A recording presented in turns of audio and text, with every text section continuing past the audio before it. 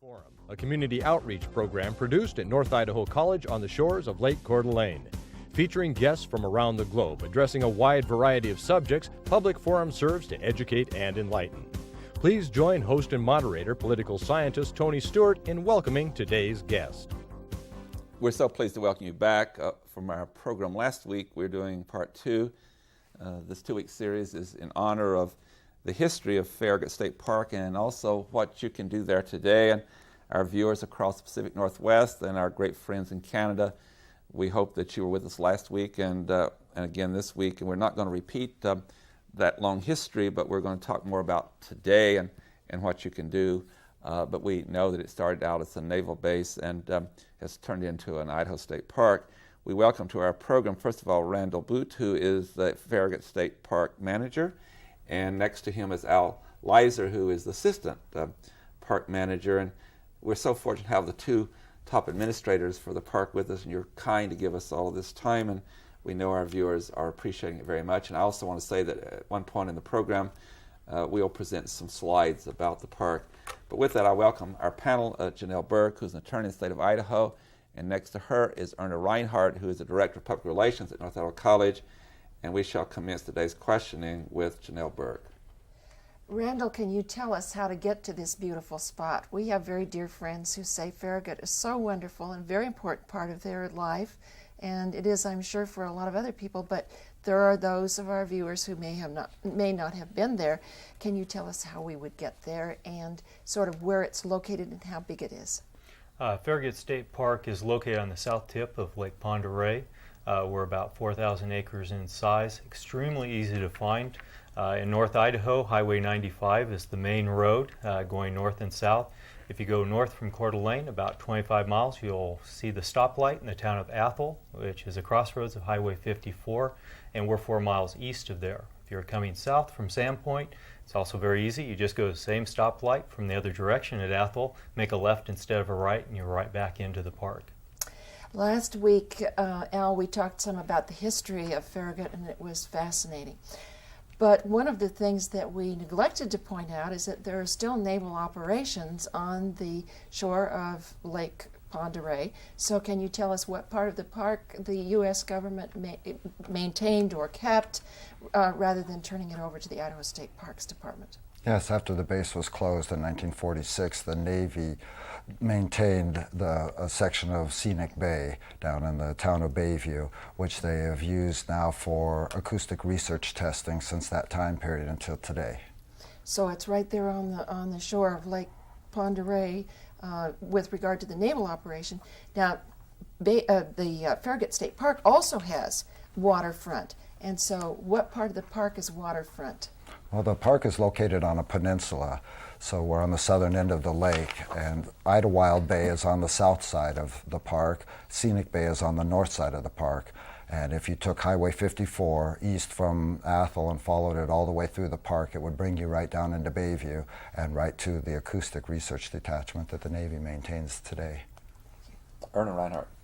I've been to Farragut State Park, and it's one of my favorite places, and I've been there in the winter, and I've been there throughout the year. But tell our viewers that aren't familiar with Farragut, Randall, what kinds of things they could do there. It's a short show and a lot of things to do. And Farragut is a year-round place to recreate. We're most known for our summer recreation activities, which is primarily camping. And at Farragut, camping comes whether you're just going out as a couple, as a family, or as a group. We have 180 individual campsites and 5 additional group camp areas, which sets us aside from a lot of other state park facilities. If you aren't camping, you're probably coming up for the day, maybe launching your boat, going out on our trail system, maybe joining somebody at a reunion, a family gathering, or a business gathering, and oftentimes weddings that we host. If you're also just up for the day, our disc golf course has become extremely popular, especially with our younger visitors, but it crosses all age groups that go out there and play disc golf. Same thing as regular golf, you just play it with a frisbee. For those people that are looking for something a little bit different, we also have quite a few different activities that happen during the year. Volksmarch, go into the visitor center, be glad to get you a map so you can partake of that part of the trails. Various times during the year, local Flyers Club does model airplane flying. We also have a Gliders Association that comes out and uses the park. We do have a rifle range out at the park, and there are certain times of the year where we have groups that are out there performing. Northwest Mounted Shooters were in about 2 weeks ago, and the public came out and was able to see that. Cross Country Invitational, we had close to 52 schools show up this year. Over 900 students registered and came out and had a cross country race. Then we move into fall. It's a little bit more laid back. Campgrounds are open well into November. We open them back up in March. So we get a lot of snowbirds and the people that just want to take advantage of the weather depending upon the time of year as they come through. In the winter, once we get snow, if we get enough of it, the sledding hill opens up, snowshoe trails open up, and cross-country ski trails, of which we do maintain about 10 kilometers. One thing that is so nice about your park is that not the terrain, but also the vegetation. You have a lot of different kinds of some of your trails are in the forest, some of your trails are in the open fields, and you have a lakeshore trail that goes right along the lake. And one of the things, Al, that I've gone up there to do is mountain biking, because it's a great place for beginners to go because it's not extreme. Can you tell us a little bit about the biking opportunities? Yeah, whether it's on the road or off the road. When the Navy pulled out and the buildings were removed, they still left behind 35 miles of roads. So those people that like to ride on the roads, there's great opportunities from flat trails to challenging trails. And for those that like to get off the road and onto the trails, we're considered one of the mountain bike meccas of the North Idaho area. And we have trails that are designed for beginners all the way up to the most advanced riders out there. Excellent. And you have a great beach to swim on. I want to ask Randall about something too. I know that in preparing for this program, I talked to some of your staff. They're all very polite and very friendly and very professional. So if one comes to the park, as you drive on, is there an office with your staff, and I'll tell us about what they can find out that they need to know before they actually start exploring the whole park? Well, starting at our visitor center, which is just inside the park as you come in from the west, which is the majority of where our people are coming from. We do have 2 entrances, one from the west, one from the east. But the visitor center is located right at the entrance of the park. Inside we have some natural history displays. We provide everyone a map of the park so that they don't get lost. It is very easy, especially on the north side of the park, to all of a sudden turn around and wonder which way you go back out. But from there, we will be glad to orient anyone to the activity that they're looking for, get them to the facilities that they're looking for, register the campers. And then what kind of staff do you have? How many employees you have, and does it vary from summer to winter? Our staffing varies greatly from summer to winter. We do have 9 permanent employee staff members that are at the park. 8, I'm sorry. My 9th one, I actually manage 2 areas, so I always include him when I give numbers of staff. We have 8 at Farragut that we maintain everything with year-round, and in the dead of winter, when the cross-country ski trails are active, it's our core staff that's taking care of that. During the summer, we bring on an additional 15 people to help us with all the facilities and the registration, but Farragut survives because of volunteers and hosts. We have close to 24 people on during the middle part of the summer that help us with the campgrounds, help us keep the museum open, help us with fee collection, and if you look at it, half of our staff in the summer are all volunteer. They come there, we try to give them a great experience, and they certainly provide the state of Idaho a tremendous benefit. What a nice thing. I'm really going to ask that question. With that, and again, I will, since you are the one that was asked on the program to deal more with the present activities, and we'll get back to Al a little later, but again, thank you for bringing slides. And we have 7 slides, and I'll ask the staff to bring up the first slide, and Randall, if you'll take us through this, here's the first one. Well, wanted to show you traditional. We provide camping for tent camping, large RVs, and in this scene you can see the tent camper that's out there. Our sites range from gravel roads with gravel spurs and picnic tables and grills and sort of the basic state park camping experience to where we have completely paved spurs with water and electric at the sites. And so we do provide a range, whether you want to come in a tent or whether you've got the largest RV that's legal to drive on the road, we do have a site for you within the park. And you have all the facilities for water and all the things that you need? All three of our campgrounds, each one has a shower house building associated with hot water. And we have one dump station currently in the park, and we're just about ready to build a second one in order to handle our increasing demand. Thank you. And then the second slide here has to do with horseback riding. We do invite equestrian users out. The north side of the park, we have approximately 15 miles worth of trail. It's a wonderful place. We do restrict horses to the north side of the park in order to keep the trails just a little bit cleaner on the south side of the park. But they are shared trails. As you can see, we do have the open meadows, as Erna was mentioning, along with the forested areas. A lot of people have the misconception that Farragut is a very flat area. Actually, there's quite a few changes in topography, somewhat minor for the most part, but you will go up and down some hills, and it provides for scenic aspects of Bernard Peak, Cape Hope, and also Lake Pend Oreille. And the third slide is a beautiful scene of the water and some camp areas. This is the sunrise day use area. We mentioned groups coming out for family reunions, picnics, weddings, and you can understand why they enjoy Farragut State Park so much. The view of Bernard Peak with Lake Pend Oreille right over the edge of the shoreline there, the sailboats that are oftentimes going back and forth in the evening. Totally picturesque, beautiful evenings, wonderful weather conditions in our climate up here. And our fourth one is, again, one that you can describe what's going on here. We're going to tie this back to the Farragut Naval Reunion that we host every second weekend in September. This is our honorarium this last year to our local firefighters. You can see some of the Navy boots that are in the background that came to present the flag. And one of the events that we go on, we're very pleased and proud to host, is the Farragut Naval Reunion.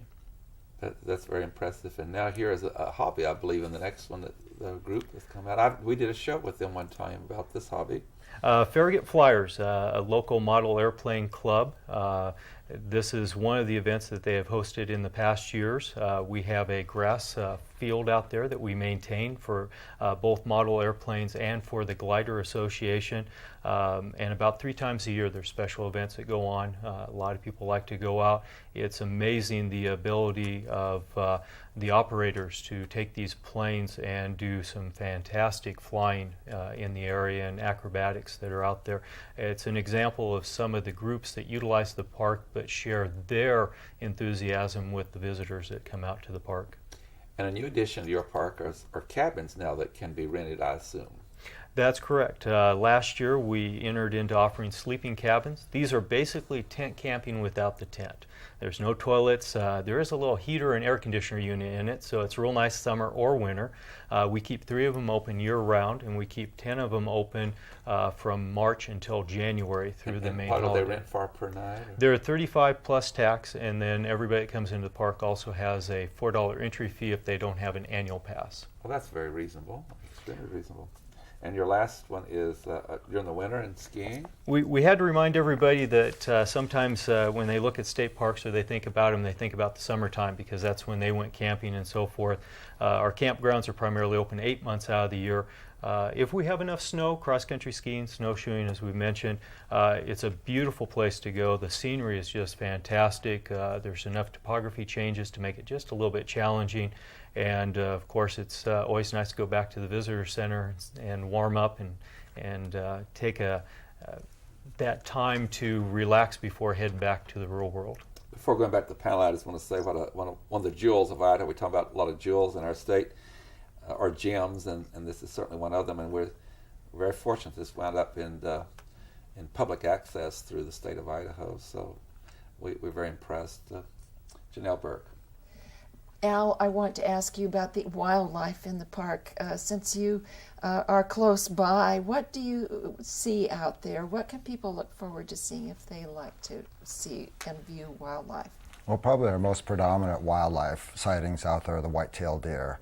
The white-tailed deer are very prevalent in the park, and anytime you walk or drive the morning or in the evening time around dusk, you'll find them almost anywhere that you go. We also, at night, that's one of the fun things while you're sitting around your crackling campfire to hear the coyotes howling in the distance, and they can sing quite a song out there at night, especially with the full moon lately. Do you have elk or moose? I suspect that it's a little too dry for the moose probably, but elk? They stumble through every so often. They'll come down off of Bernard Peak and we'll have sightings of them, but it generally isn't their habitat. They tend to be up a little bit higher. But we have seen both moose and elk in the park. Now, one of the things that's very interesting is that just a little further around, you're probably going to see some mountain goats.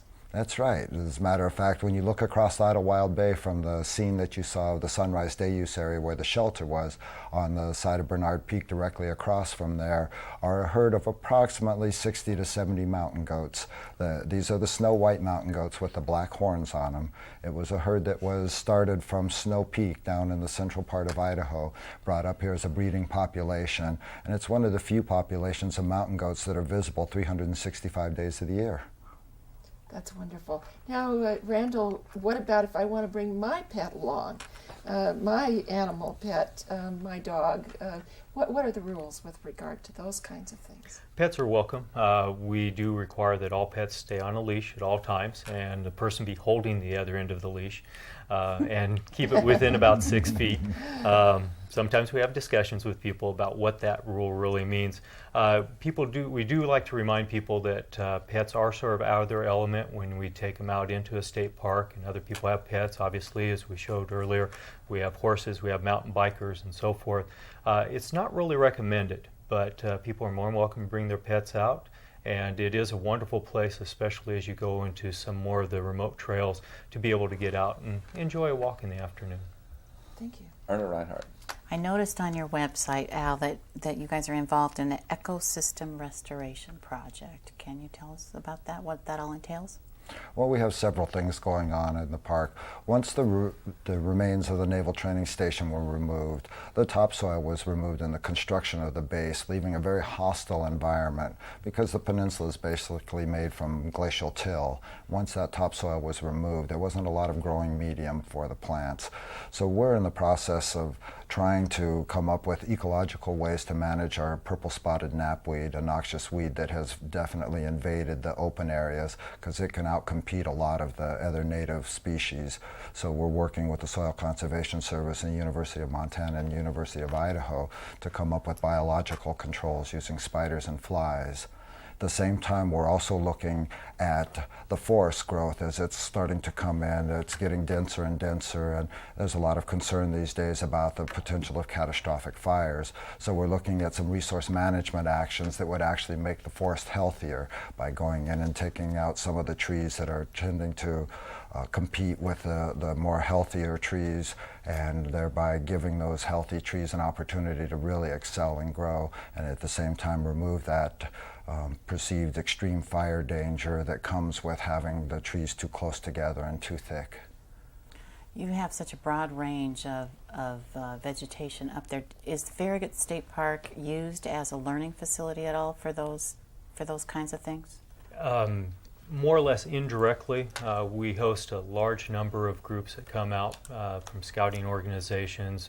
School groups come out. We provide tours of the museum. We also provide educational walks, primarily during the month of May and some in the month of September.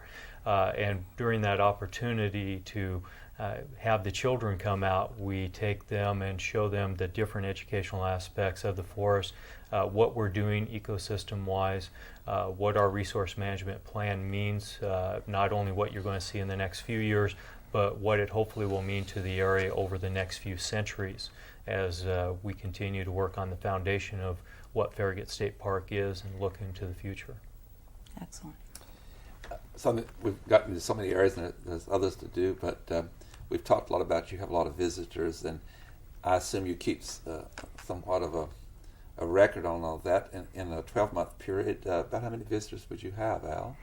Well, we average about 250,000 visitors a year that come through our gates, and that's a combination of camping and day use. And right now we're #1 in the state of Idaho for revenue and usage by a combination camping and day use state park. Of all of the entire state, you're #1 in the revenue that you generate. Yes. And of those that come, that's a significant number. What kind of breakdown do you have in relation to those that camp and stay and those that just come for the day? I'm going to defer that to Randall. We have approximately 60,000 that come in that join us in our campgrounds. That number is growing.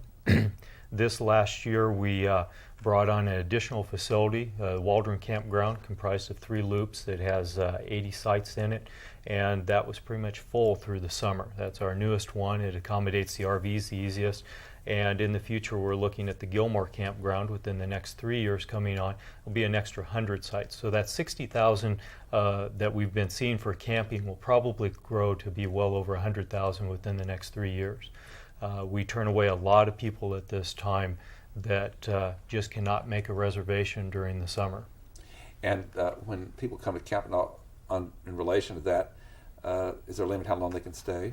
We have a 14-day limit per 30 days as they come into the area, and that's really to make sure that everybody gets an opportunity to come out and enjoy the state park facilities. And you had indicated earlier in the program that there's a $4 entry fee to the park, or you can get a season pass. But in addition to that, if people just come to visit for the day, that's different than if they're going to stay.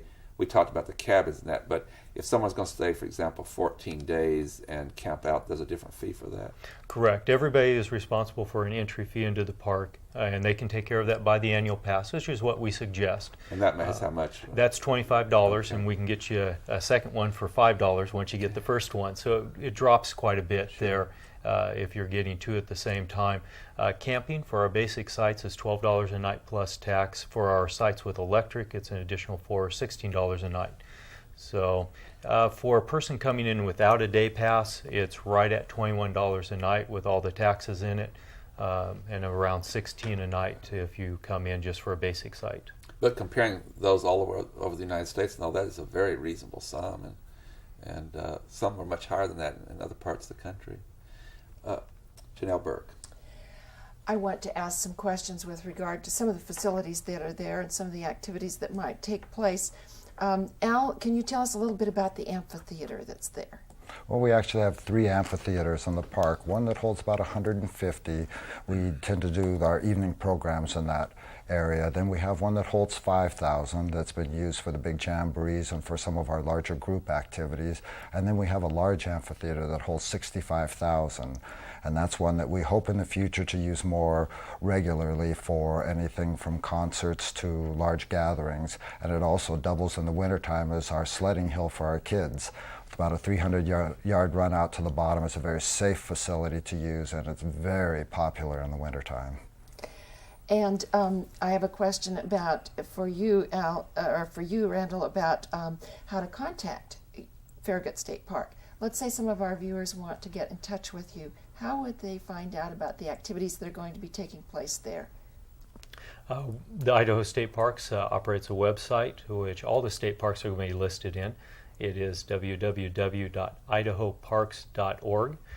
Through there you can follow the links. You can email us. Sometimes that's the easiest way to get a specific answer to a question. Our phone lines, due to how busy we are very difficult to get through virtually year-round. So I would suggest everybody start with the website. More likely the email links are also very beneficial, especially for specific questions. And we do keep a register that we put out of the major events as they come through the summer on the website, so people can look at that. One thing we've not mentioned is our interpretation program, our programming that goes on during the summer. We dedicate one person just to hosting programs, doing junior ranger activities, evening campfire programs, ranges from Dutch oven cooking to on free fishing day we were taking kids down to the water, and we mentioned the school groups earlier. So usually every weekend we have 5 to 6 different programs that we sponsor to put on, so we can also give the people that are coming out to the park an additional activity to do. Now, Al, we haven't talked about fishing. Is there an opportunity for fishing in the park? Yes, we have about 3.5 miles of shoreline along the southern end of the park, and the public is welcome to fish anywhere along there. We have a couple of boat docks as well, and then with our modern boat launch facility for those boaters that like to fish, we have a very modern, easy access into Lake Pend Oreille for fishing the entire lake. You can go all the way up to Sandpoint by lake right from the park. And can you tell us about taking pictures in the park? I'm sure that pictures would turn out to be beautiful, and either one of you can answer that question. Well, I think that being one of the jewels, as Tony said, of the Idaho State Parks Department, it's a wonderful place to come out, whether you like to look at birds, whether you like scenery.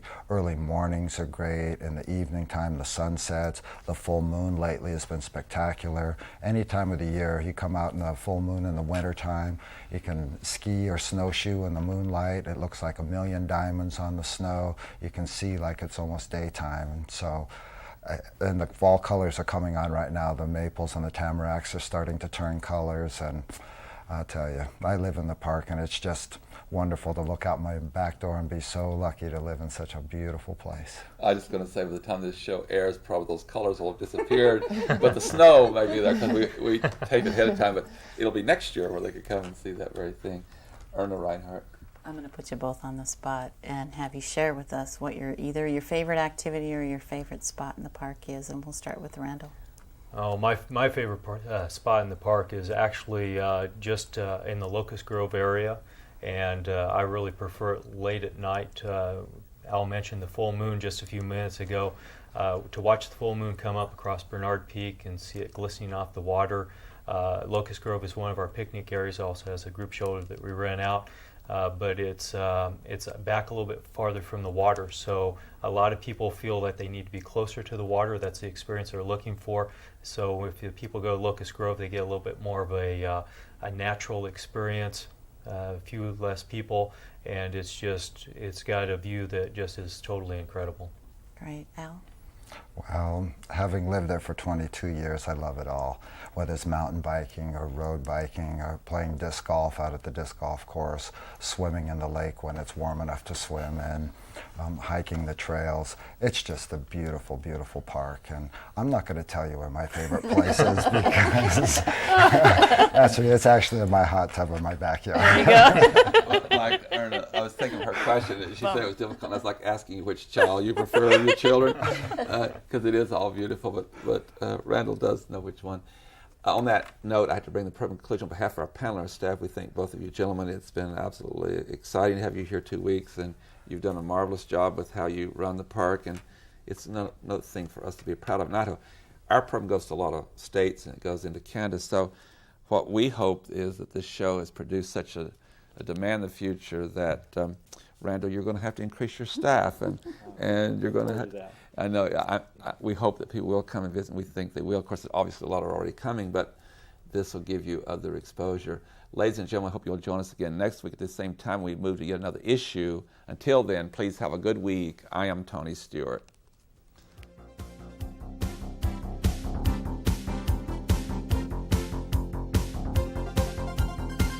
Recorded on the campus of North Idaho College, Public Forum is the longest-running in-house college production on PBS. Each episode is pre-recorded live and is an educational outreach from North Idaho College. Please join us at this same time next week for another edition of Public Forum on this public television station.